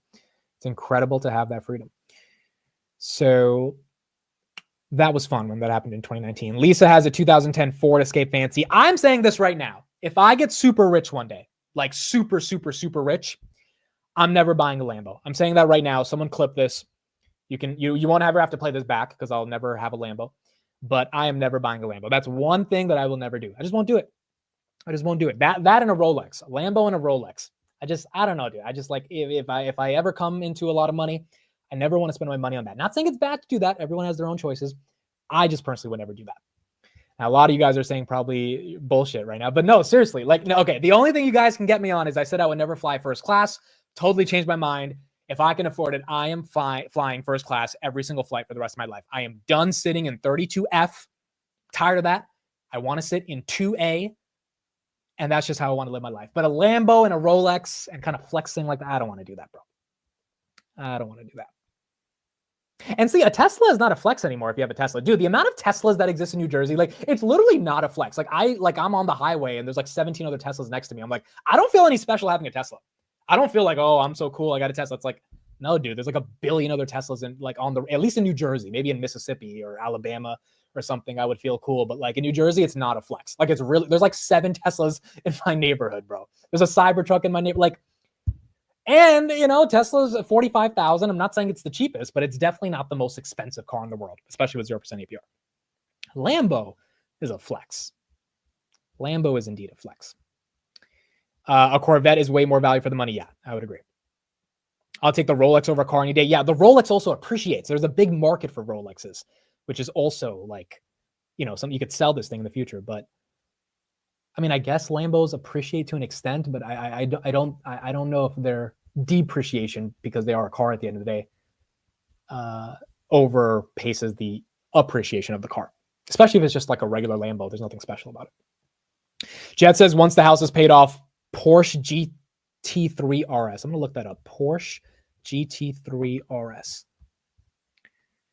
Oh, this is a nice car. I say this as someone who knows nothing about cars. Like the whole Ferrari thing on today's show when we were talking about Ferrari. Dude, I know nothing about cars. Like, I still barely know how to operate my Tesla, dude. I'm so ignorant when it comes to cars. It looks cool. Looks pretty cool, though. Like, it looks nice, but like, I know literally nothing about cars, bro. Absolutely nothing. If you're worried about depreciation, then you're not rich enough. That's facts. That's actually low-key facts. All right, where's Tesla after hours right now? Tesla is down 2%. All right, Tesla's taking it on the chin. I guess more investors are realizing they're going to have to deal with this whole compensation charades again. Tesla now down 2%, 350.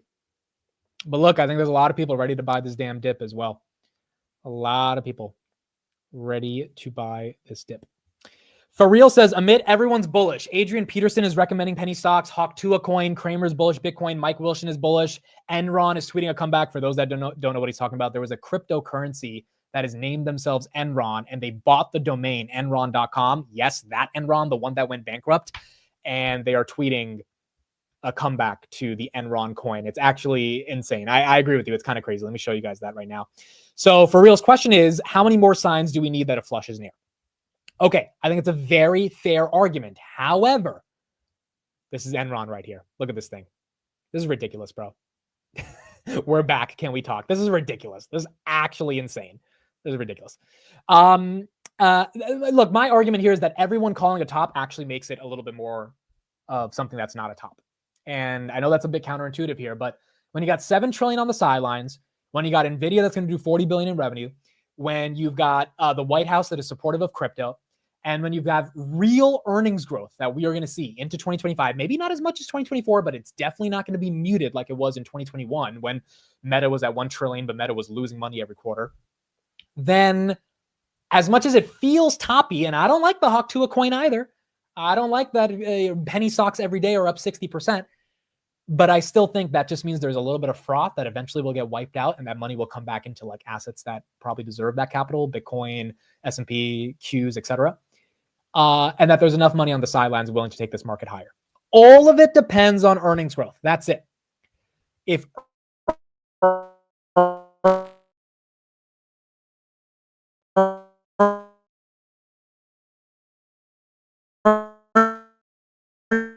earnings grow now, can you guys still currently frozen? Okay, we're back. We're back. We're good.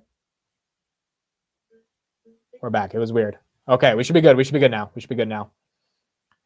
We should be good. Yo, StreamYard's having some issues, Brody. We got to message the StreamYard people and say, what's going on, fam? They're having multiple issues. Okay, we should be back. We should be good. I was just going to say all of it depends on earnings growth. And if earnings growth is good, then we're going to see momentum. But that's it. We got to have earnings growth to happen. Yo, StreamYard, bro, you got to get your stuff together. You got to get this good. Abi, sorry I missed your super chat. Thank you for this. XRP got in at $1.01 with $500. What is your best $500 investment recommendation right now? Okay, so first of all, congrats on getting into XRP at $1.10. XRP is now at $2.70, so you're up more than double. In terms of sell, hold, or buy, I have no idea, dude. I don't understand anything about XRP. I'm holding my small $200 stake in XRP, so that's what I'm doing. But no kind of further comments from that in terms of what I understand about XRP. And then best $500 investment recommendation right now, I can't really give an investment recommendation, but what I'm buying is Grab. So I can tell you what I'm buying, and I'm buying Grab. And I probably spent a little bit over $500 today buying more Grab. So don't really know what to recommend per se in this market, but what I'm personally buying right now is Grab. And I like it at $5. I would love it at $4.50. Amit, do you see SoFi going to 17? Yeah, absolutely, dude. I think SoFi is going to $20 next year. I think that's pretty likely given their earnings growth, their momentum, and that financials have a good run. I think SoFi, if it collapses back down to $10, that would be the shorts really manipulating it and taking it back down. I don't think that's going to happen. I think the shorts are realizing like, hey, Anthony Nota's not messing around, I think. And I think SoFi is headed into the 20s. So yeah, I think SoFi, $17 will happen. I don't know if it happens end of year, but I think 2025, after 4 more quarters of profitability, of good earnings, of hopefully 20% revenue growth, tech platform getting some momentum, then SoFi should be fine. And so hopefully SoFi has a good run as well. What's going on with Zscaler? Yeah, let's get another update from CNBC on Zscaler and get a little bit of an understanding from that. But they beat on the top and the bottom. Street, I think, does not like the guidance on Zscaler. Revenues also beat $628 million for the quarter, better than the $606 million estimated. The company reporting deferred revenues $1.78 billion versus the $1.79 billion estimated. Billings $516.7 million, higher than the $502.5 million estimated. The stock moving lower likely on the guidance here, which is good, but perhaps not as strong as the street was looking for. Q2 EPS 68 cents to 69 cents versus 69 cents estimated. Sees Q2 revenues in a range of $633 million to $635 million. The estimate was $634 million. Full year EPS range $2.94 $2.99 versus. All right, guidance got Zscaler. That's okay. That's not horrible. But guidance did indeed get Zscaler, and that's why it's down. Tesla now definitively down 2% right here, giving up a decent amount of gains that they got this morning and on Friday. But you do got Tesla heading a little lower right here. We'll see if this dip gets bought up. Is it the biggest deal in the world that they have to do this whole compensation thing again? No. But will it be a little bit of a headwind? Yeah, probably. Now, granted, Tesla's up a lot from the November 3rd lows before Trump got elected. So I would imagine any simple reason the street can use to sell it off, they're going to take as an opportunity. And we're seeing that currently right now on Tesla. Is CleanSpark down? CleanSpark's also down again. Yeah, down 1.24%. I'm telling you, bro, these miners, if they do not become Bitcoin treasuries, I don't know how much the market's going to buy them up. I really don't. You got to get Bitcoin well above 100. I mean, think about this, guys. CleanSpark was $14 when Bitcoin was 50,000. Bitcoin is 95,000. You know the stocks that benefited from that? MicroStrategy, Coinbase, Robinhood, even though it's not a direct Bitcoin proxy, but still gets a benefit from that. Square, not CleanSpark. I mean, at one point, CleanSpark was $24 when Bitcoin was like 65,000. Now it's back below at $14. So if they don't do this Bitcoin treasury thing, I don't know, man. I really don't know what the incentive is for people to buy miners versus shorting the miners to get exposure to the downside of Bitcoin while being long MicroStrategy and Marathon. But, you know, maybe the CEO will talk about that in the earnings call today, and I'll read through the transcript and try to get their perspective on this, because I don't understand, if you're a miner, how you're not thinking of becoming a Bitcoin treasury. Like I don't see the downside. You're getting interest-free debt. If your business model is Bitcoin goes up, we mine Bitcoin profitably because we have a low cost to mine Bitcoin. Why wouldn't you just issue some convertible notes if you already believe Bitcoin's going to go up, and just let the bond market have at it and you get to buy more Bitcoin? I mean, yes, it's risky, and yes, there's a ton of arbitrage, and yes, there's a ton of nuance, but if you're in this business already, I don't know why you don't kind of go down that route, which is pretty much what Marathon decided to do. CleanSpark is literally acquiring Bitcoin cheaper than the supposed Bitcoin treasuries. The only problem is that CleanSpark isn't tanking on the convertible debt, and they really should. I mean, again, they're acquiring Bitcoin cheaper because Bitcoin's at 95,000, but the market doesn't care because the margin they have on the cost they have to buy the Bitcoin from 95,000, I guess, so the market is not that impressive, right? For example, if CleanSpark was mining Bitcoin for $10,000, I'm sure the market would be more impressed. It's not 10,000 though. It's higher than that, right? And so I guess that's kind of what the market's saying, is that until either Bitcoin goes up or your costs have to go down for the margins on your cost to mine Bitcoin to get super impressive for the street in and of itself. Amit, can Tesla take Delaware case to the Supreme Court? I think they could, right? What would stop them? What would stop Tesla from taking the Delaware case to the Supreme Court? You know what? We don't have to ask the air because we have ChatGPT, and we can ask ChatGPT. Okay, so the Delaware judge just ruled against Elon Musk's new compensation package for the second time. Can Tesla take this case to the Supreme Court? Let's see what ChatGPT says. Tesla can appeal the Delaware Courts of Chancery's decision regarding Elon Musk's compensation, blah, blah, blah, which is the state's highest appeal court. In civil cases, final orders issued by the Court of Chancery can be appealed to the Delaware Supreme Court. If the Delaware Supreme Court upholds the Chancery Court's ruling, Tesla could then seek to escalate the matter to the U.S. Supreme Court. However, the U.S. Supreme Court is discretionary jurisdiction and typically hears cases that present significant federal questions or constitutional issues. I feel like Elon's lawyers can make an argument that the precedent that the Delaware judge is setting right now is a matter of constitutionality. And there is an argument you could say that it sets a federal precedent, not a state precedent, for every U.S. company, which is bad.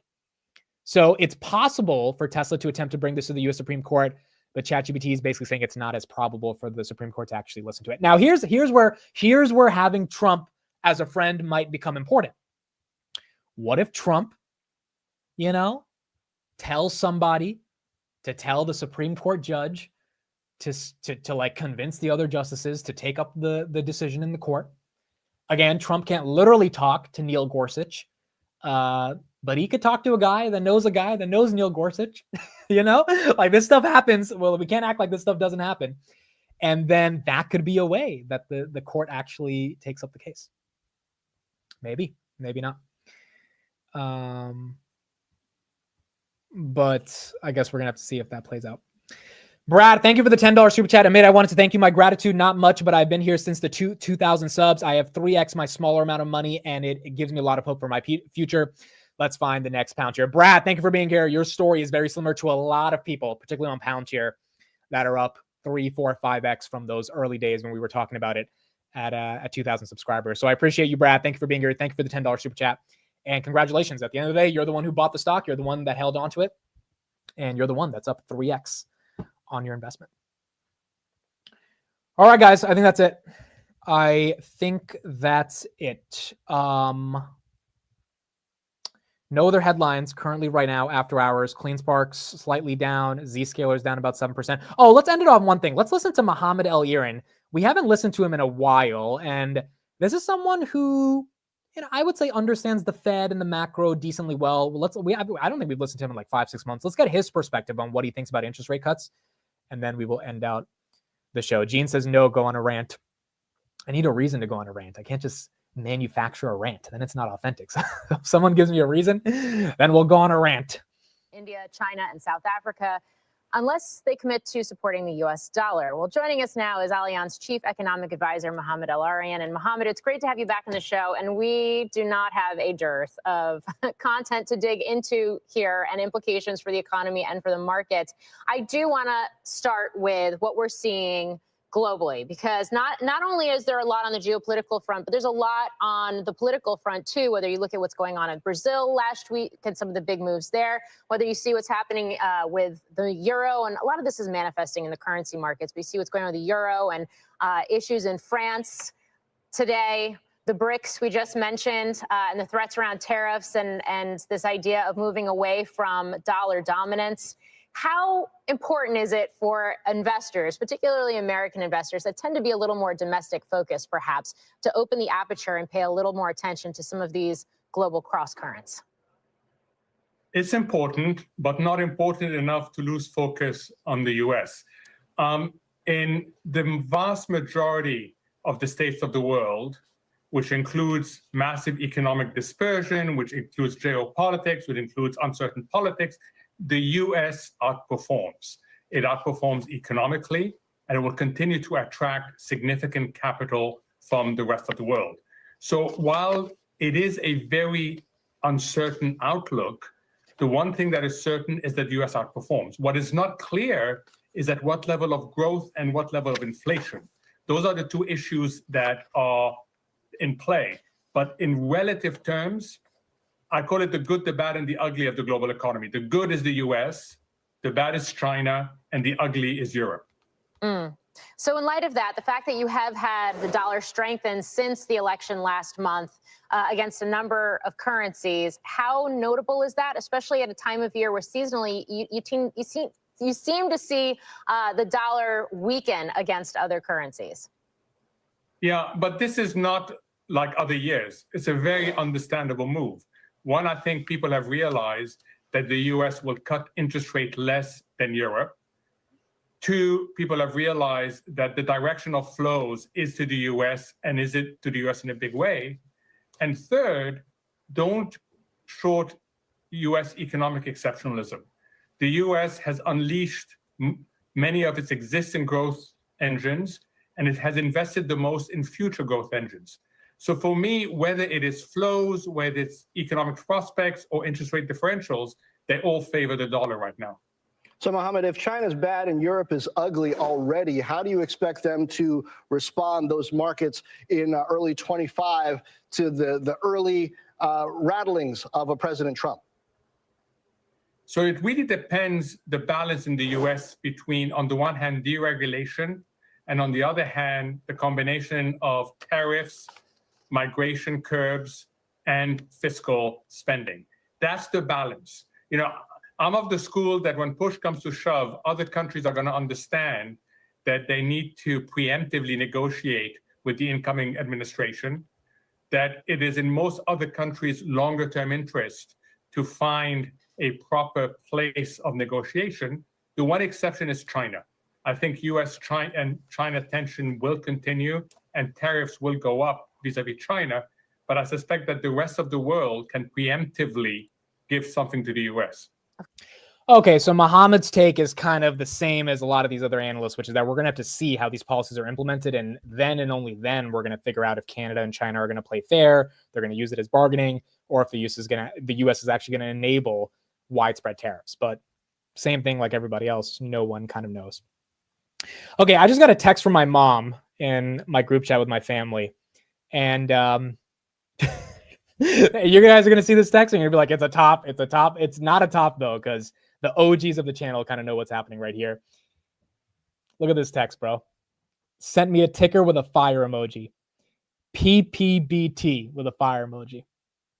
Now, for those that have known me for a long time, PPBT is one of the first stocks I ever invested in, Purple Biotech, and I thought they would solve cancer.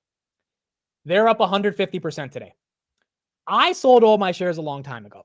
My sister still has some shares. And even with the stock up 150%, because I was reading some of the press release today and they said they had like successful results in something. My sister's average is $135 because they reverse split this mother effer like 5 times. So it's up 150% in a day. Volume is 47 million. That is more volume than I've seen on the stock probably in the last 3 years combined. Like you're lucky to get 10,000 shares traded on a day. So the OGs of Purple Biotech are probably super happy. But my mom's average is like 115. So she's so happy PBT is going up, but it's like, dude, she's still down like 95%. No one please invest in this without your due diligence. I have no position in this thing. My mom and my sister that still have some shares, they're down more than 90%. I mean, this thing is a long way before it gets back to 100. I mean, think about it, dude, it would have to like 20x just for my sister to break even. That's how sad it is. That's how early we were in this stupid name in 2019. Same thing with my mom.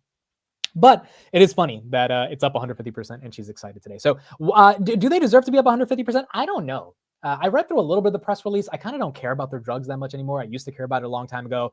NT219 is the big chemical that they thought was going to like change the world. And I still think there's a chance for it.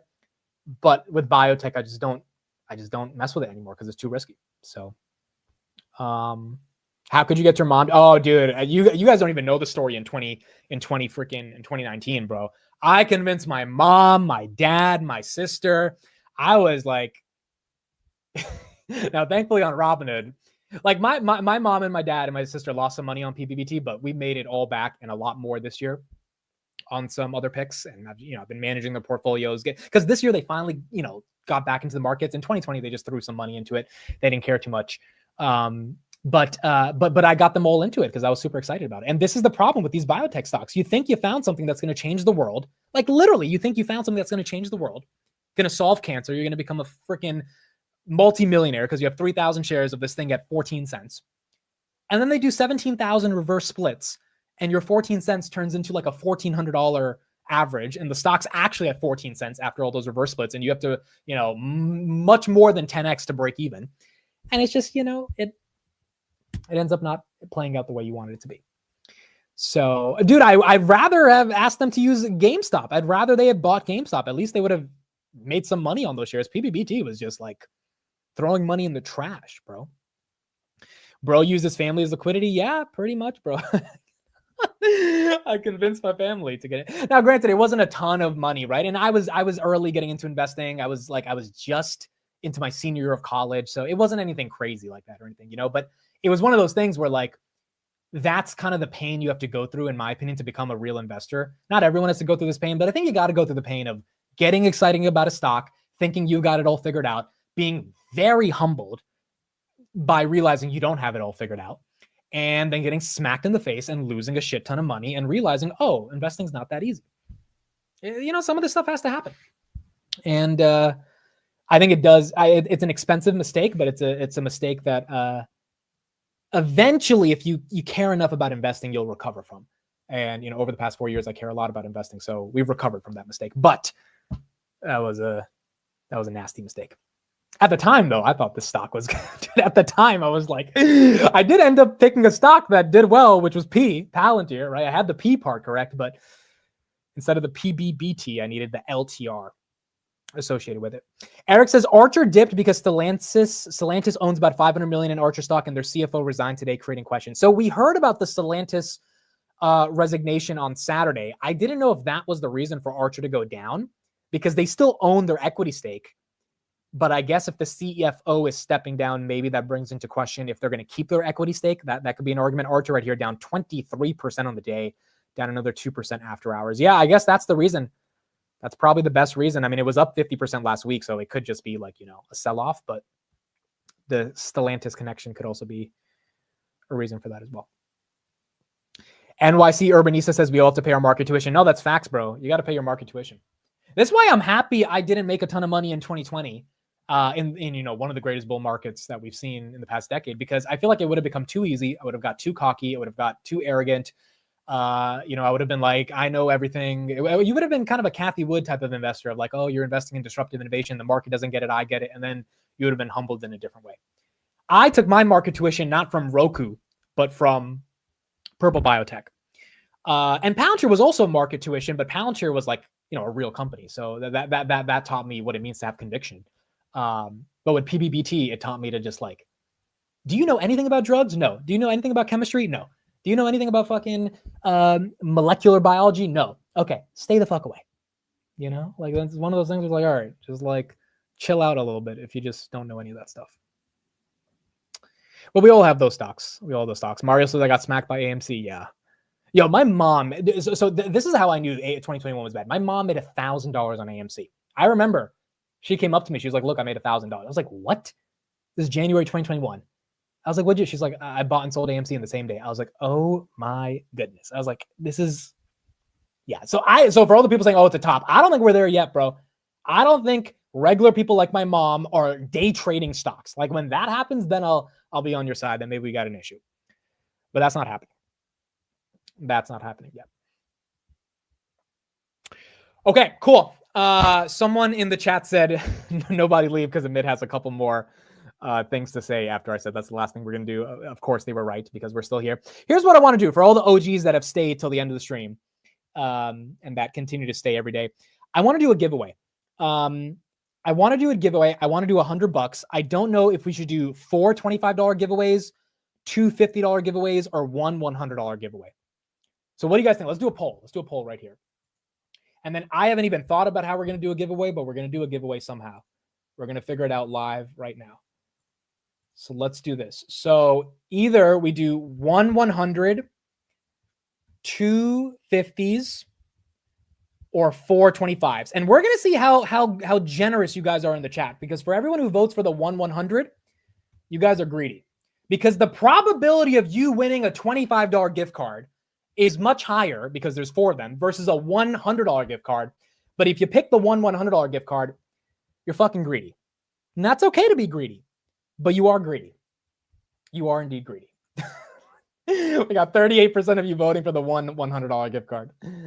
All right, 50% are voting for the $25 gift. All right, so I think we'll do 4 of the $25 gift cards. We'll do those. Can the gift card buy XRP? No, there'll be Amazon gift cards. There'll be basic Amazon gift cards. I can easily email those to those who win. And we'll do Amazon gift cards. $25 is nothing, bro. I mean, look, $25 is still, it's not horrible.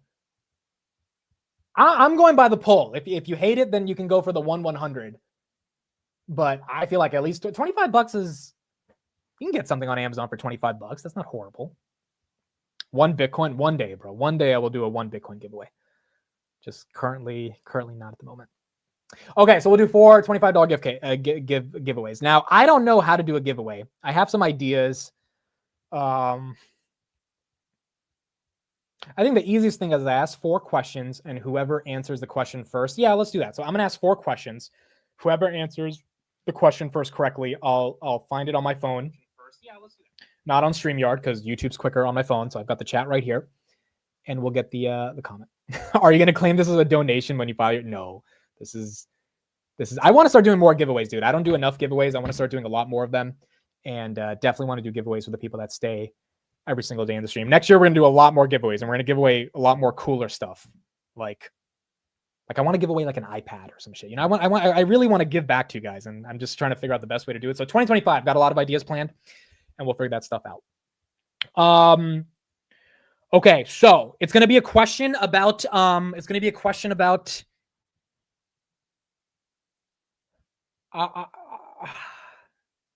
thinking it should be a question about like either the stream, Palantir, or Robinhood. But I feel like I don't want to talk about a specific stock because some of you guys might not follow that stock that closely. So I think it should be about the stream. Yeah, it should be about the stream because there's people that stay till the end of the stream. So it should be about the stream. XRP works. Oh my gosh. Okay, so it'll be I'm gonna ask a question about something that I've talked about on the show, and whoever has the answer to the question, it means you've watched the show on that day and you were able to come up with the answer. So here's the question. It'll be some specific things that I've mentioned before, so that it'll be based on people that like have listened to some of the streams. I'm thinking of an easy one, though. One of them is too easy. Who won the 1993 NBA Finals? It should be about you. Yeah, I'm thinking if it's about me as well. Okay, so let's do.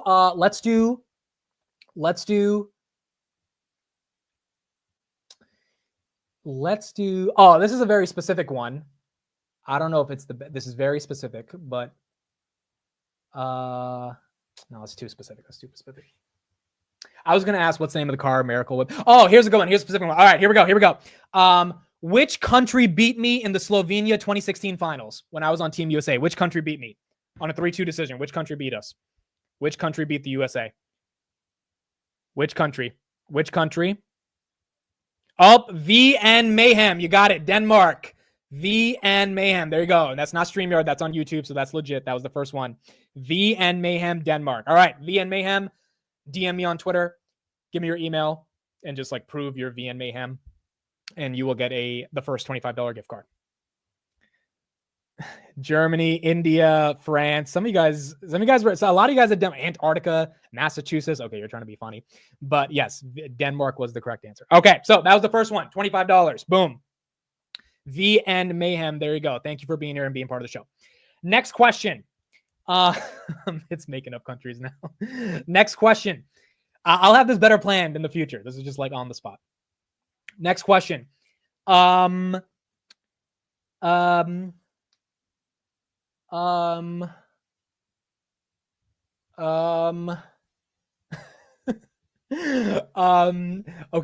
Oh, here's a good one.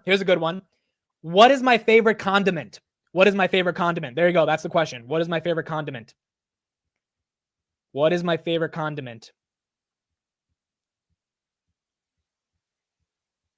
one has it yet. Why would anyone type mayo? You guys are acting like, no, that's wrong. No one has it yet. No, Michael O'Sullivan, you got it. BBQ. Relish. No, goodness, great. I guess the NYC people eat relish on their hot dogs. I don't love relish that much. BBQ, barbecue. Michael Sullivan, you have won. I think I had relish once and it was okay, but I feel like some people put relish, ketchup, and mustard, and it just becomes like too much. But yeah, don't eat it too often. All right, Michael Sullivan, you got it. You were the first. Was there anyone before you that I missed? Nope. You guys were saying ketchup and mayo, and the ones that were saying mayo were trying to be funny. Michael O'Sullivan, thank you for being part of the channel. DM me on Twitter. $25 gift card for you as well. Julie says I said not mayo. Okay, cool. BBQ isn't a condiment? Yes, it is. There's no way BBQ is not a condiment. That's a condiment. It has to be, bro. A condiment is just a topping, right? Okay, well, regardless, BBQ is what I was thinking of. Okay, cool. Final two questions. Here we go.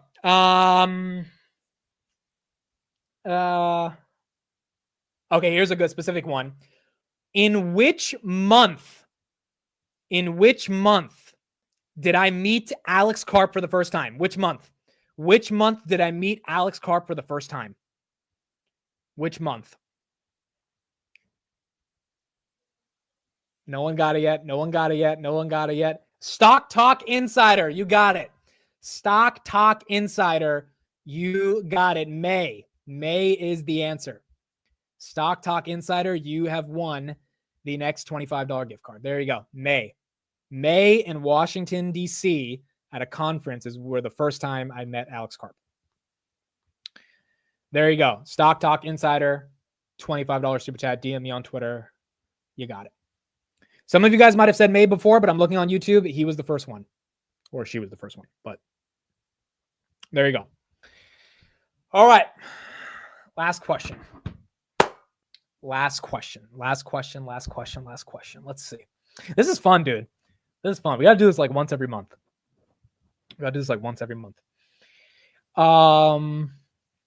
Last question. This has got to be a good one. This has got to be one that is really tough. This has got to be one that is so tough that the first person who gets it like really like deserves it. Like really deserves it. What if we don't have Twitter? Email. Well, first of all, just make a Twitter, bro. Just make a Twitter to follow Palantir updates and market updates. Just make one, and you don't have to use it, but you could sign up. If not, just email me at mid@dailypalantir.com. But just prove you are who you say you are. But I think, just if you care about the markets, you should be on X. Okay, what's the question? It's not gonna be about Grindr. Goodness gracious, bro. What's the question? I don't want to give Elon my info. Look, that's fair. I respect it. That's fair.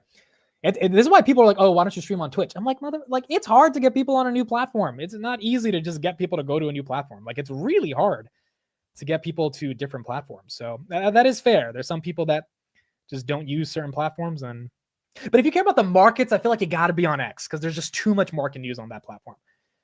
But otherwise, that's fair. Okay, so what's the question? Oh, I think I have one. Oh, I think I have one.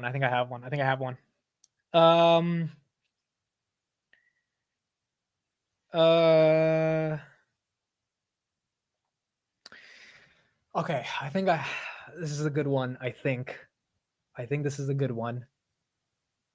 Oh, I have a couple in my head. I mean, we could get really specific if I do it. Okay, I can get really specific here. Do you guys want to get really specific? Like really specific? This would be specific. I feel like this would be specific. Okay. Tesla's down because the judge hated their compensation package, Karthik. That's why Tesla's down. Okay. Question is, call Steve. I should have Steve the question.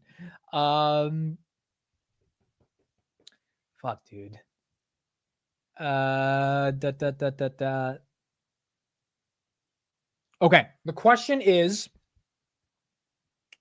it'll be a two-part question. Okay. So it'll be hard enough to answer, which means it'll give a lot of people the opportunity to hopefully respond.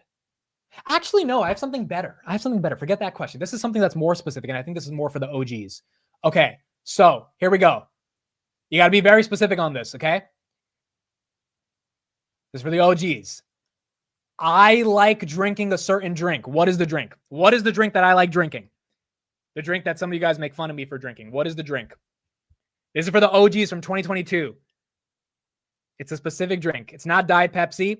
Someone's going to get it. I think someone's going to get it. You got to be specific, though. You got to be very specific. It's not just the answer. It's the specific answer. A couple of you have got it, but you're not specific enough, which is why this one's hard. A couple of you have got it, but you're not specific enough. It's something I like. You're still not specific. A couple of you have got it, but you're not specific. I'm looking for a phrase before the drink that makes it specific. It's not Diet Coke. What is the drink that I love drinking, that I have a bottle right next to me that I'm staring at? Again, you guys, a couple of you got it, but you're not being specific enough. It's not Diet Pepsi. It's not chai. It's not eggnog. I've actually never had eggnog before. I'm going to do that this year. It's not a Shirley Temple, even though I do love Shirley Temples. Oh, this is a good one. This is hard. A lot of people are thinking about this. Is hard. This is good. Again, I see more and more people got the answer, but you're not getting. Oh, does someone have it? Nope, no one has it. This is good. This is a good question. Whoever gets this one deserves it. How are none of you guys getting this one, bro? You're really close to it, but you're not specific enough. I could give a hint if you guys give up. I feel like the hint's going to kind of give it away. but someone said semen. You think you're funny. Oh my gosh, no one has it. No one has it. Still, I'm looking for something super specific. It's also not that hard in my opinion. No one has it. No one has it. Okay, I'll give you one hint since no one has it. Drinking the tears of Palantir shorts. It is Gatorade, but it's a type of Gatorade. It's a type of Gatorade. It's a specific type of great Gatorade. And it doesn't have to do with the flavor of Gatorade. It does not have to do with the flavor of Gatorade, but it is Gatorade.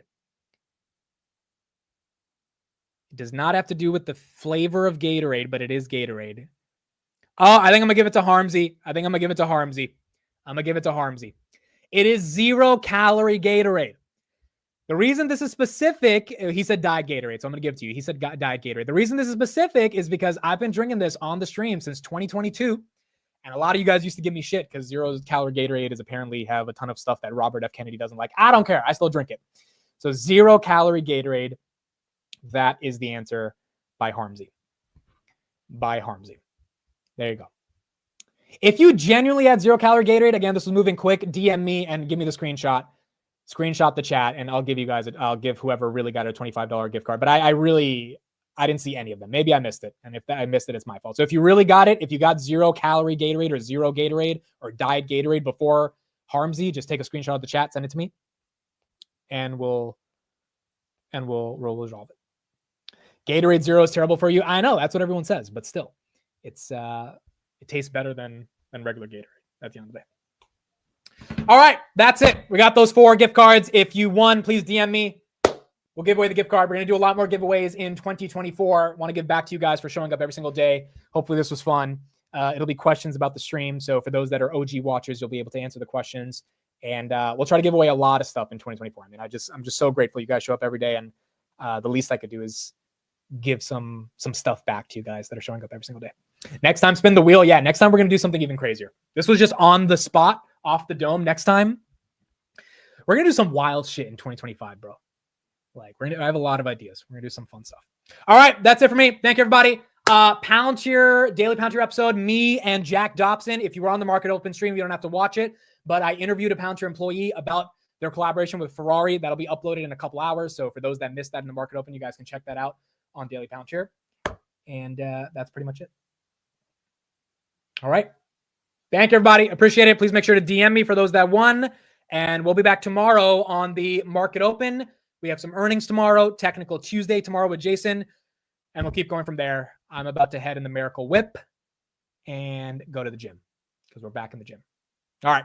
Bye, everyone. Thank you. Love you all. Good night. Have a good one. See you guys tomorrow morning. Bye, everybody.